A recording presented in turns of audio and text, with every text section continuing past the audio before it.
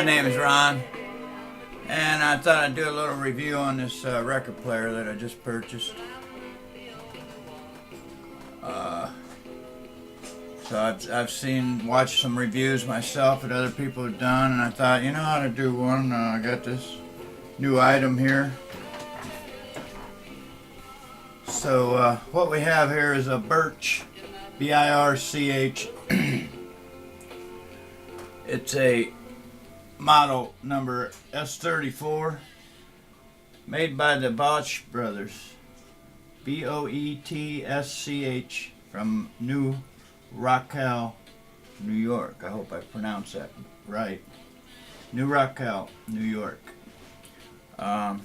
Picked this up at a thrift store a week ago or so for the prime retail out the door price of $4.99. And you know, the only thing I could do at the store, second-hand thrift store, I was able to plug it in and see that it powered up. And I think I might have rubbed the needle a little bit to see if it had any sound in there. But as far as functionality, I wasn't able to do much with it. Here, it's going to flip this next record, and I'll let you see. I don't know what we got coming up here, but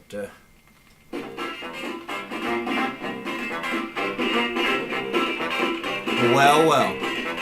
It's a long, lonely highway when you're traveling all alone. And it's a mean old world when you've got no one to call. If it isn't the king. And you pass through towns too small to even have a name. Oh, yeah. You gotta keep on going on that road to nowhere. Gotta keep on going. Anyway, it's got these two volume knobs up here. It's supposed to be stereo.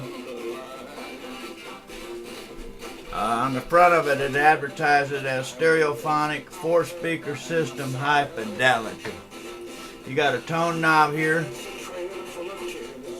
which actually functions, and a volume knob for each channel. I did have the face off of it just to take a look at what was inside, and there are indeed a tube. That's right, a tube on each channel and a tube on the tone mechanism. Originally, we had a lot of scratchy on the volume control potentiometers here, and my experience has been in the past with those to spray a little contact cleaner in there, and it worked in the past for me, and it seems to have worked pretty good. As you can see, that we're not getting any static when I change it. Now, when they say 4-speaker, I'm not sure where they're coming from, because there's only one speaker here and one speaker up there.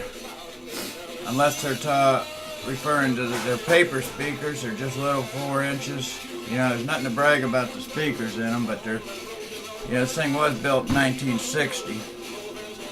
At the time, the guy that's singing this song here was coming out with the record. And they are the original speakers. I'm pretty sure this thing has been stuck away somewhere.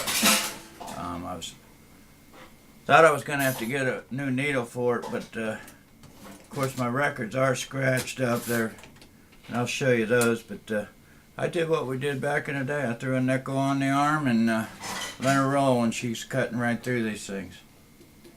I think it might have a little bit of effect sometimes on the weight, a little extra weight on the turntable. I'm not sure if we're turning 45 RPMs or not. On the RPM adjuster there, you got your 45, of course, and then you have the 78 for the real old Victrola. You got 33s, and it will play LPs, the big records. And then even below that, there's a 16 RPM setting, which I think I've seen it before, but I don't know that I've ever seen a 16 RPM record before. It's awful slow. but I'd like to try it. Anyway, it's a suitcase style record player, completely self-contained. You close the lid up on it, latch it shut, you got a handle on that side, and you're off and rolling with it. Take it, plug it in, load it up with records, sit back and enjoy. Speaker for the top plugs in up here, it wraps around to here, it's got a thing to wrap it up. This mechanism so the 45s comes out so you can play the LPs. The reject button seems to function. Every now and then the 45 will get hung up on there and not drop down. Basically what I think it does is it drops half the record down to put it in the staging area when it drops one all the way down, and then when it goes to pull that record down, it drops the other side of it out so that it'll come down. If the first half doesn't drop, some of the records maybe the hole isn't perfect sized or whatever, and you have to get one, and you have to get it in the staging area to get it to work. But thing's in fairly decent shape, actually. Somebody roughed it up right here, and but for the age of it, it's not too bad. I'm playing records that came from my family here. You can see my record box. My dad and my brother collection has been in our family, and you can see I have a note on here, not for sale, that whenever I would set them out at our yard sales and play records on something or other, I made sure that these weren't going anywhere. But I got the box completely full with it when I got the whole collection in there. So I had two older brothers, and between them and my dad, those are the ones that we got. The only record that I'm sure that I got is this one here, and I remember cutting it out of a cereal box. It came on a cereal box or something. You had to cut it out, and I was probably still learning how to use scissors. But this is a National Geographic Sounds of the Space Age, and believe it or not, this thing plays. And it's telling the story of 1969 when they were on the mission to the moon, starting out with John F. Kennedy's famous speech that we will go to the moon and back again.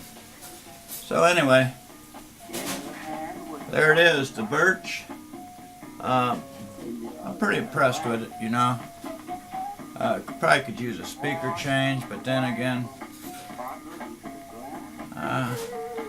with those tubes, it takes a while to warm them up. It sounds better after you've been playing it a while. Definitely noticeable that when you first start it, the sound quality is not nearly as good as you get to the second or third record or so.